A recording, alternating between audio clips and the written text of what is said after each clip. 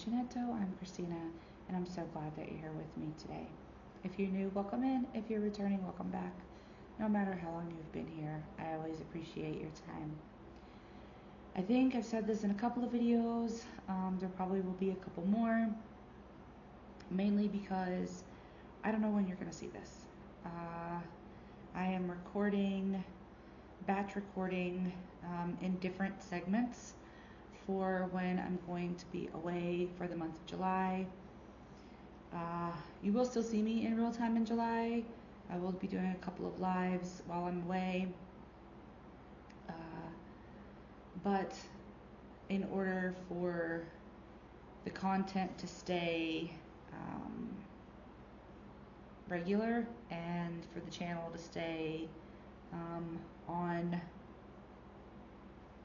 track, I guess is a good way to put it, regular content is important. So I am recording things, and this is probably the most prep I've done for this channel, like collectively all at one time, ever, because I've done like a week or so out, or like scheduled different things, like made a point to do things for like a week or so, but having to plan out a whole month and get it all filmed is a large task, but it's not a problem.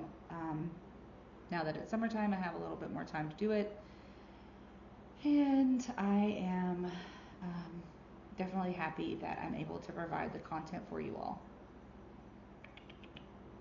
What do you see? What do you see? Want to come say hello?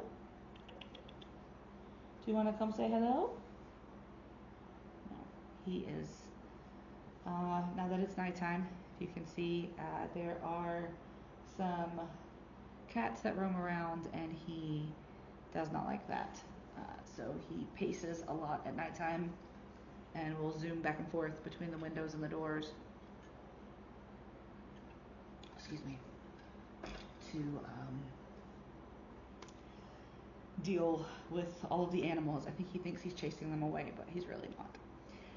Okay, so if you saw the thumbnail of this video, this is one of the videos for a new series that I've started called A Few of My Favorite Things.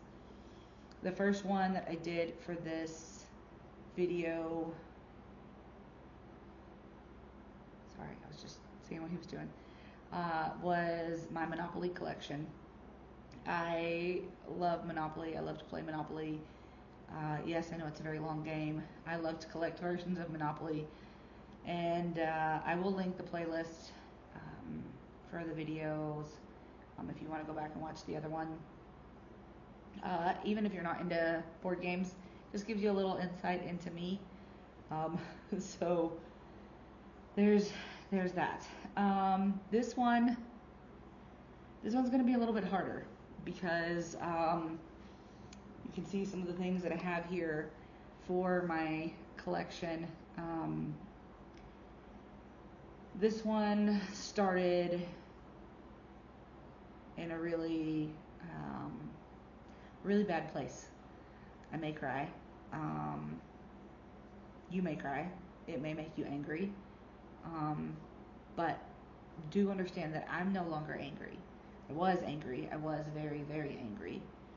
I was very, very hurt at the time. But now, it's a reminder every day to not let that get to me. And so with that, I bring you are you coming to join us? Are you coming? Come on. Come on. Yep, there's room. With that, I bring you my flying pig collection. And yes, I will tell you the story before I start showing you all of the things. And some of the things I have to show you here, and then some of the things that are around my house I took pictures of, because I didn't want to have the whole collection sitting here with this lovely little guy. some of the things are very breakable, and I would be absolutely devastated if something happened to them. There was only one thing I could not find, and I'll get to that in a moment. But yeah, so let's get started. When did this all take place? So, oh, goodness gracious, just a second. Okay, sorry. When I was in my 20s, I had gone to visit my grandfather.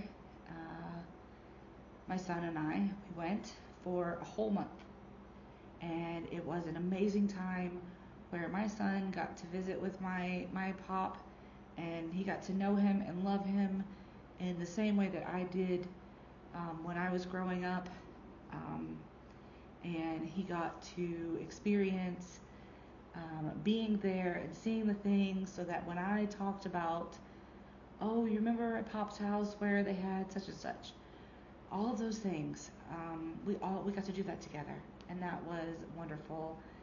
We made memories together. We did all kinds of things, just a trio, because by that point my grandmother had passed away.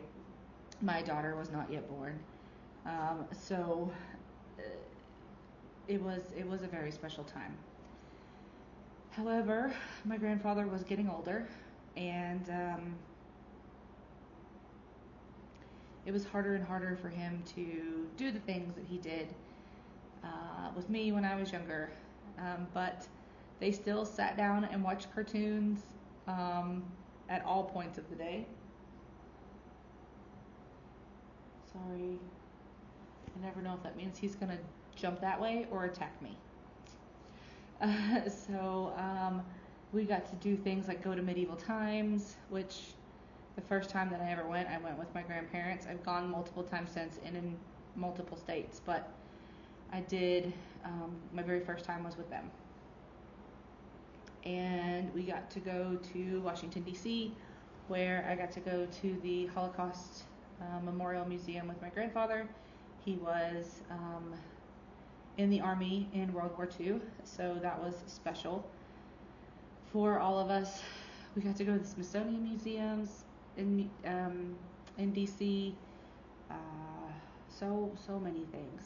Well, about the middle of the month, I started sleeping a lot.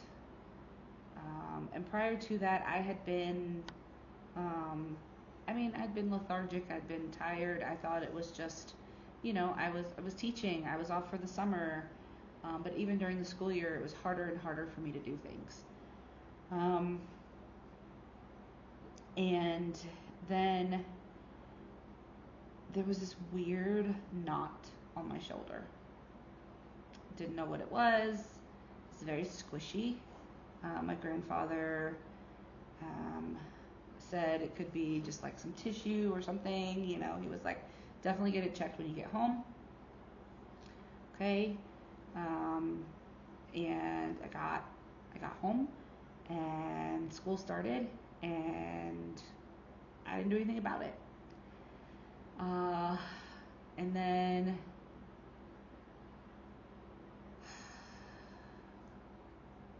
I got a sinus infection, and I went to the doctor.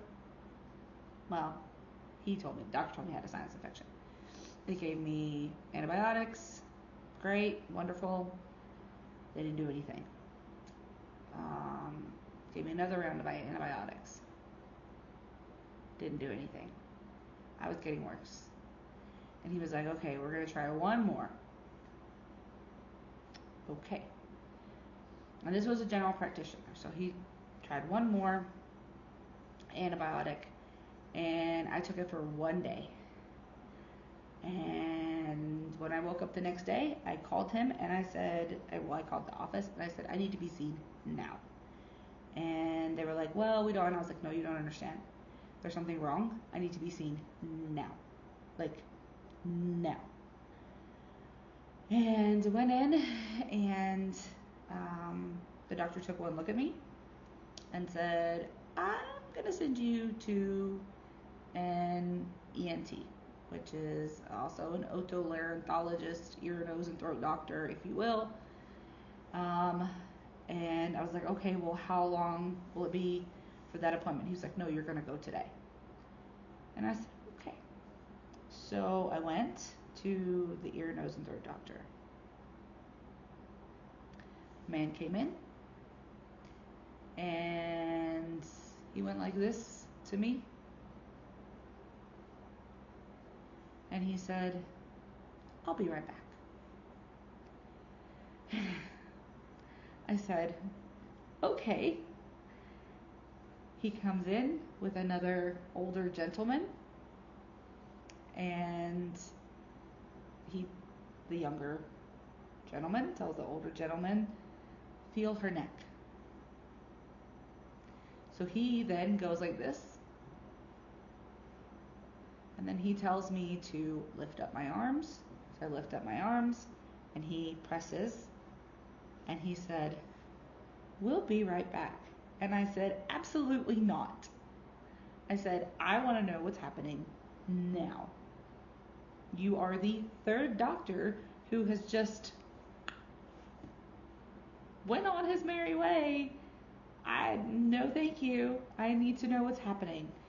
And they were like, well, we don't know for sure, but there is an issue, and we need to get you a CT scan. And I said, okay, how long will that take? And he said, oh no, you're going to do it today. Don't know about you, but if that happens enough times, right, something's wrong.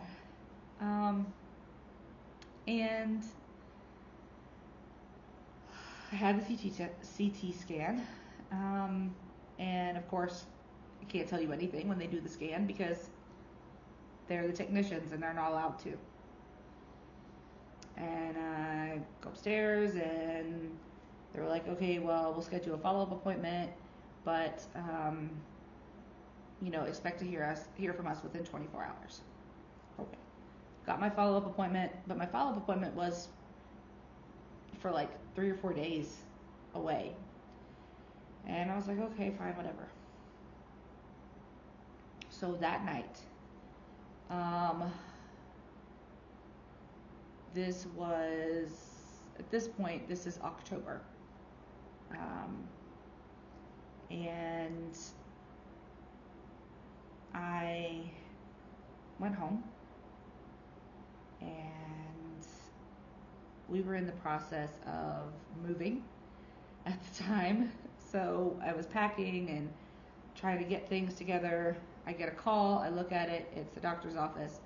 So I was like, all right, I'm like, I gotta take this. So I find a quiet spot where I can hear, and I answer the phone, I say hello, and it is the doctor. And the doctor says, well, hello, Christina, what are your plans for tomorrow? And I'm like, it's 7 o'clock at night. Doctors don't call you ever, and they don't call you after hours. Nurses sometimes, yes. Doctors, never. And I said, well, I've got to take my son to daycare, and then I am going to work. And he said, what time do you have to be at work? And I told him, and he said, you're going to need to call in.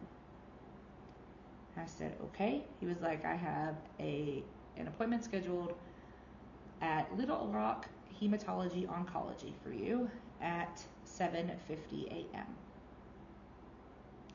And then he starts talking, and I am no longer listening to him. And I said, I'm sorry. I am not paying attention to what you're saying. You're going to have to repeat that. But first, I need to ask you something. I said, I know enough about Greek and Latin roots and medicine to understand what those words mean. I said, so I need you to tell me what's going on. And he said, well, there are a lot of things that it could be. And I was like, well, can you list those for me? I said, because where you're sending me is a serious place, and I need to know what's going on.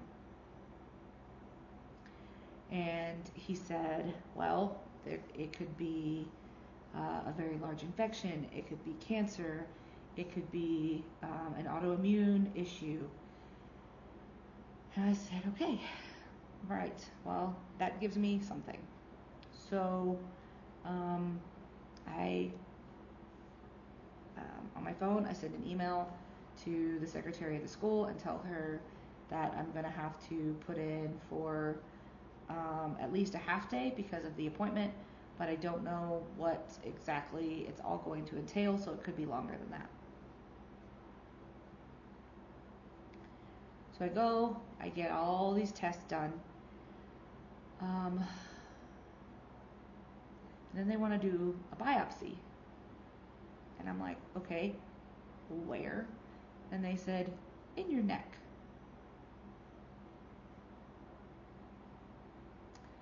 I said, okay. So then they tried to do a biopsy.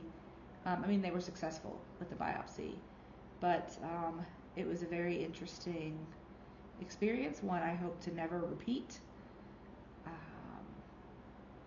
And the biopsy didn't work. So fast forward a couple of days to when I had that follow-up appointment with the ENT and that lump on my shoulder. They wanted to do a biopsy of that, as well as a biopsy on my neck, but they wanted to put me to sleep for it. So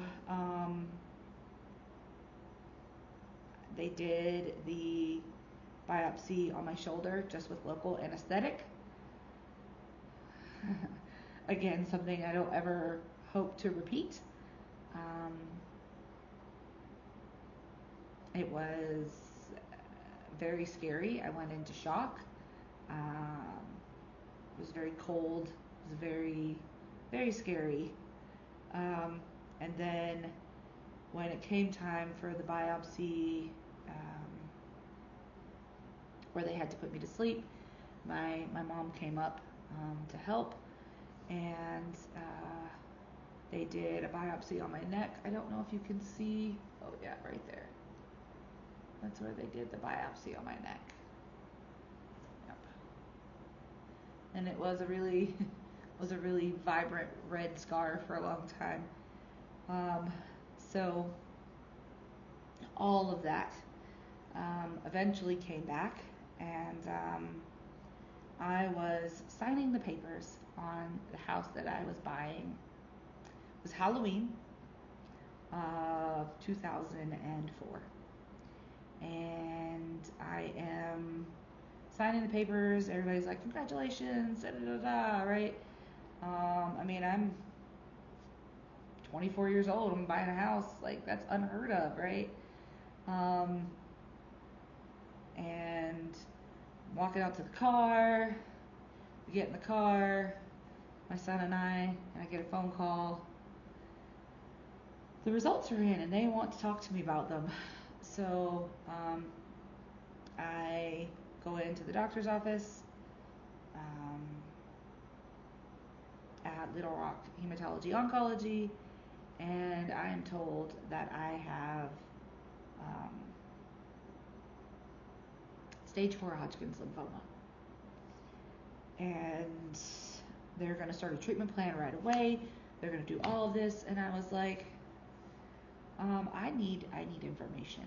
I can't just start a treatment plan. I need to know what this entails. What are you going to be doing? What kinds of things are you expecting of me? What kinds of things? Like, I can't just charge forward, right? And so they were like, absolutely, we'll gather you some information.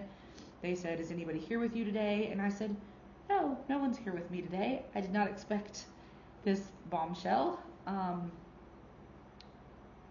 So then came the hard part of calling my family and finding out that life was going to be very different than I thought it was going to be for a while. So fast forward, right, to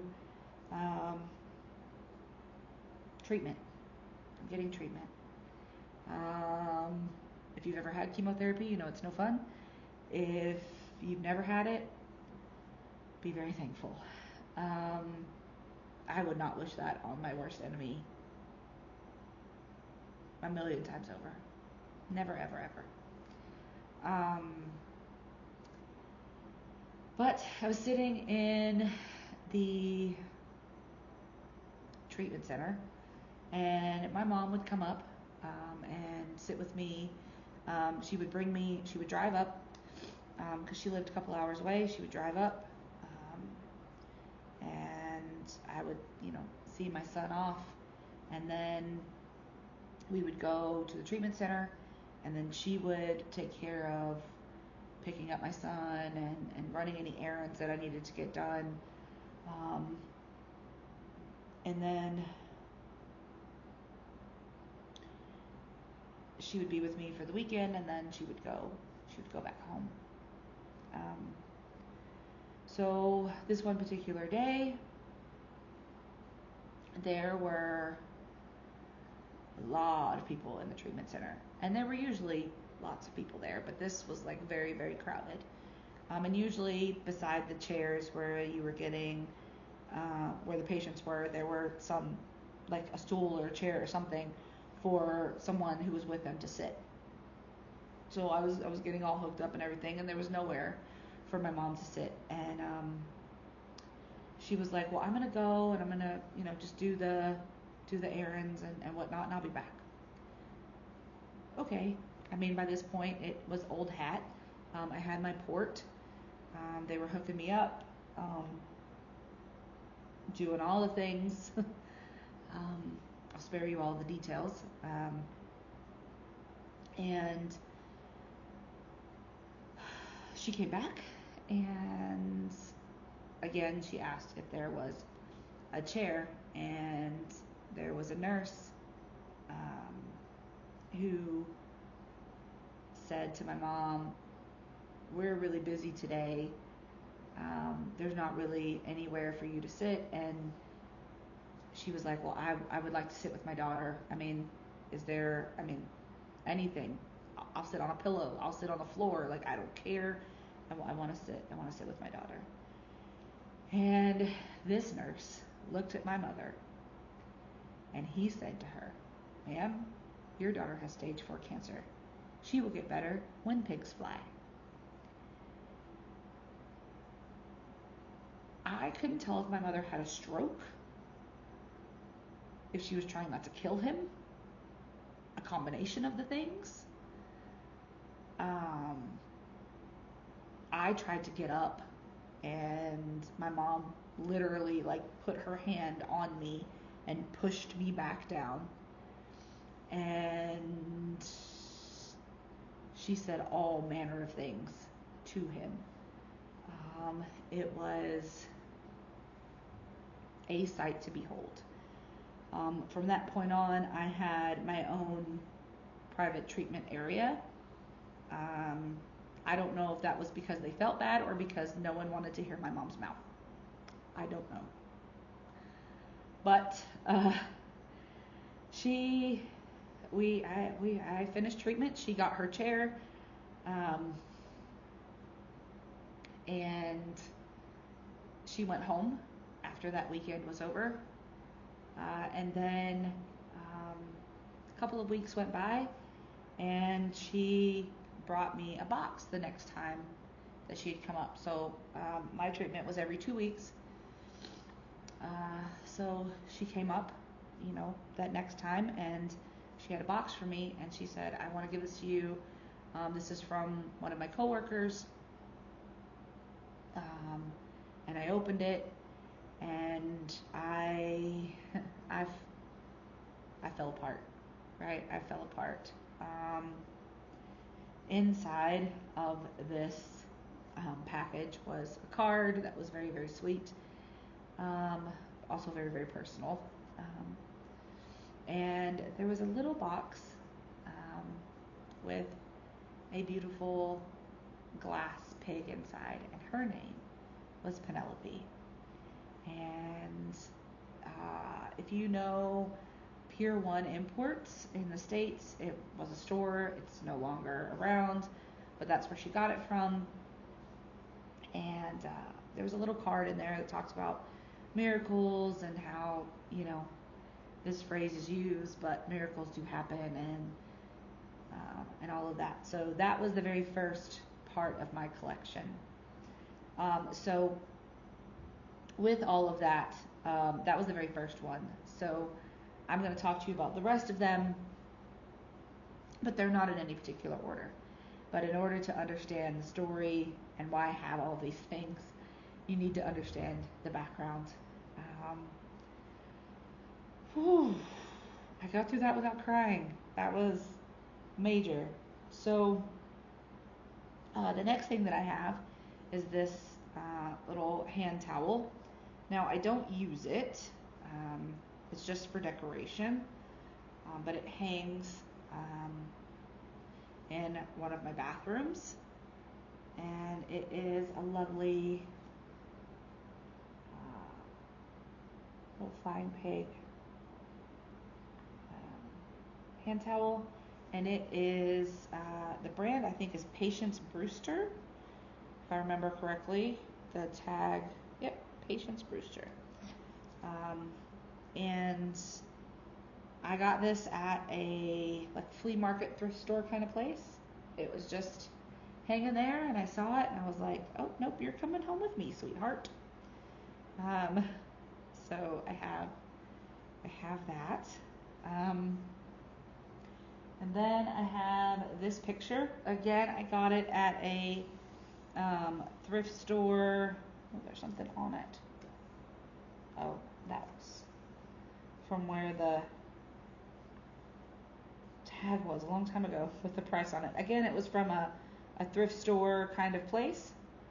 But this is a drawing of some sort. I don't know what medium was used, but it says expect miracles, and it's a flying pig with glasses. So this came home with me. Again, it wasn't like I'll think about it, I'll go back. Nope, I saw it, I just picked it up. It was almost instinctual, like I didn't have a choice in getting that. And then I used to do a segment called Small Business Support, and I had businesses that I would find on Etsy, or if I went to different craft shows or carnivals or markets or festivals, anything, and I would share what I purchased and who from. And I've done a video on this already when I got it, but this is a shirt that I purchased for myself.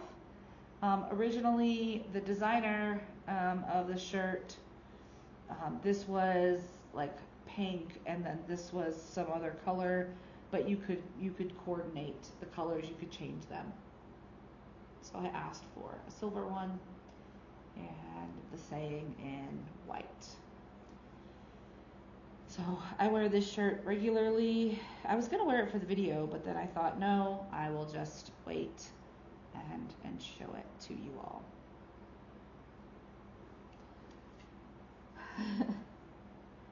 So then the next thing that I'm going to show you, I have some little pigs downstairs. There is one that is on my bookshelf. It is like a stuffed animal, and it has like rainbow wings. I was just in the store. I don't even remember where I got it from. It was like Target or something like that.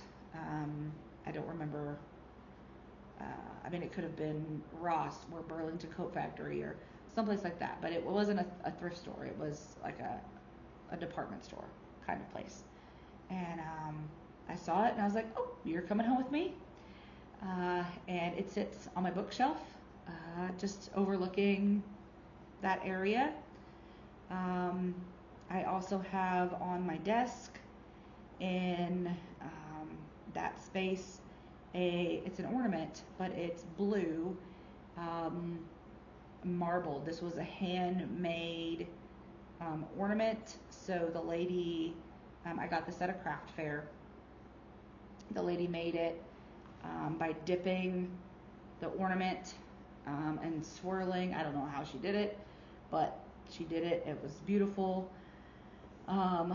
So that is on my desk. And then in my yarn room, I have, it's meant to be outdoors, and I got it at, it was either Home Depot or Lowe's. Home Depot or Lowe's. I got it in the yard ornament section, and it's about this big, and it's a little flying pig, and it sits in my yarn room. I took it out of my yarn room when I was organizing everything, and it was on my desk, so when I took a picture of it, it was sitting on the same desk that my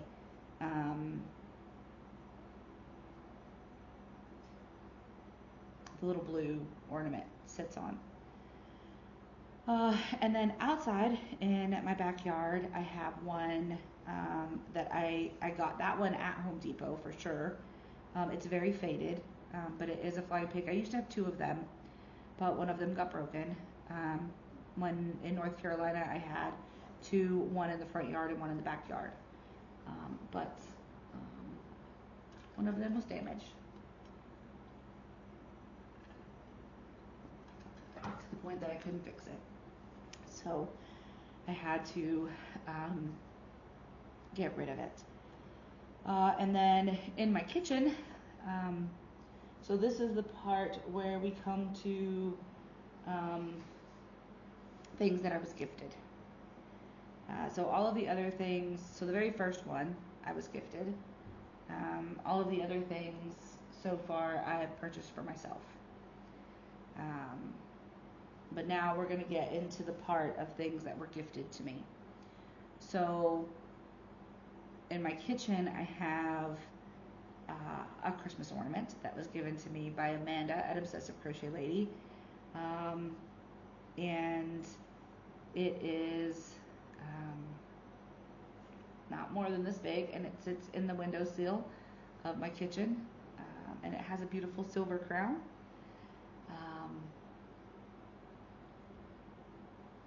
That is, her name is Paisley. I didn't tell, oh my goodness, I did not tell.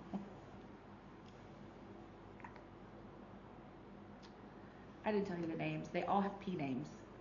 That's the idea behind it. They all have P names. I didn't tell you any of the other names. I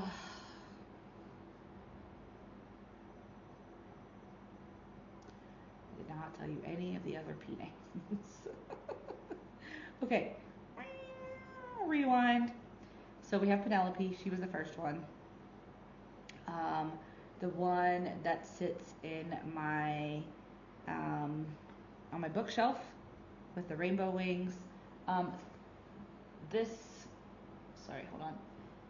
is of course Patience, right? Because of the tag. I see this one as a guy for some reason. So this is Peter. I don't have a name for my shirt. I don't have a name for this one. I don't have a name for that one. And then the one on my bookshelf, that is Patricia.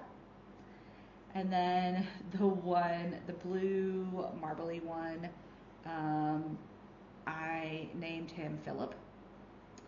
And then the one that was in my yarn room, I named her Philomena. My aunt, who has passed away, her name was Philomena, so that's Philomena. And then the one outside, that was Paul. One of them was Paul. They're both,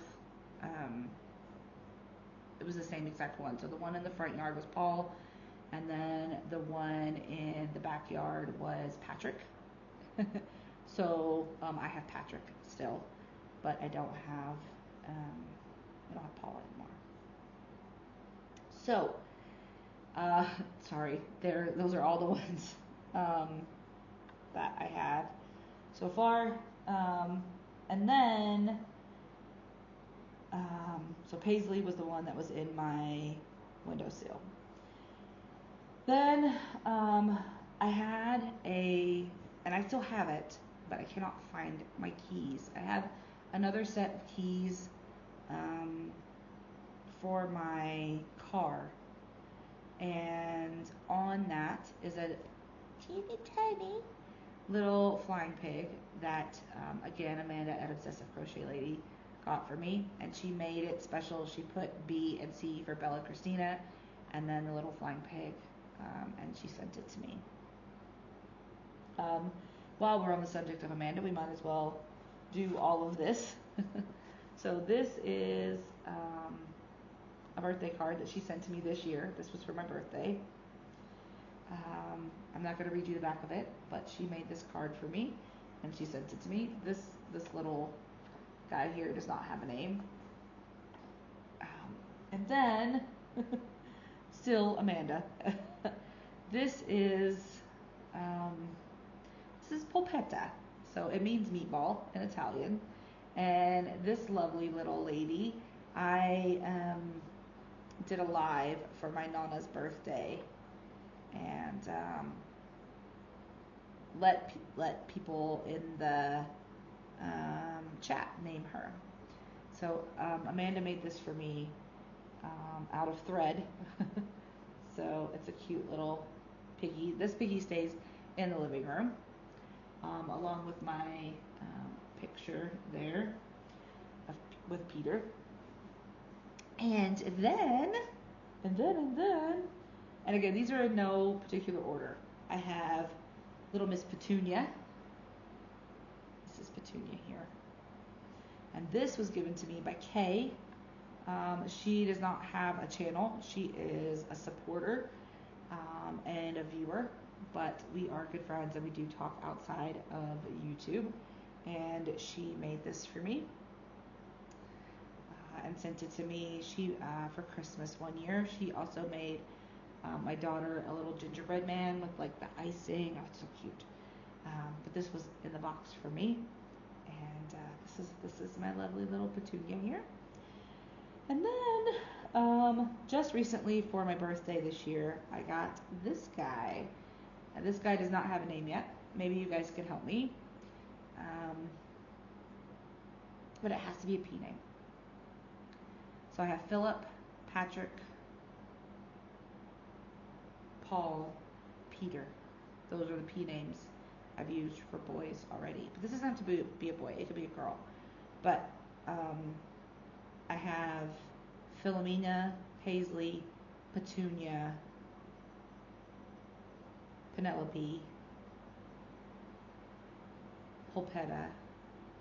Those are the P names, and Patience for the hand towel that have been used already.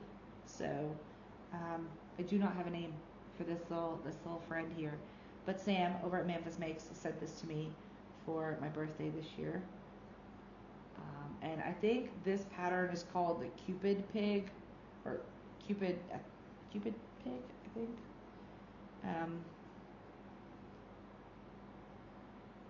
So there's that. So yeah, I hope that you have enjoyed looking at my collection with me and learning about why these things are so important to me. Who knows?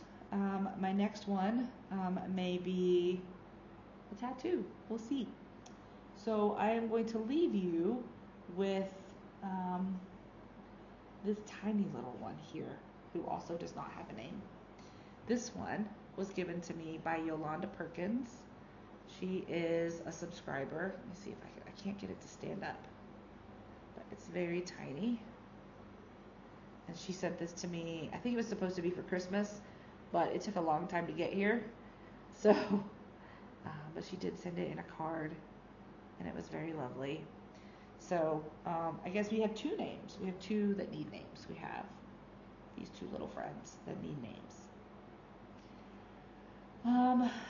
So let me know what you think in the comments below, what you think their name should be, and I hope that you have enjoyed my story, getting to know a little bit more about me and why some of these things are important to me. Yeah, I successfully made it through this video without crying, so I think I need to go.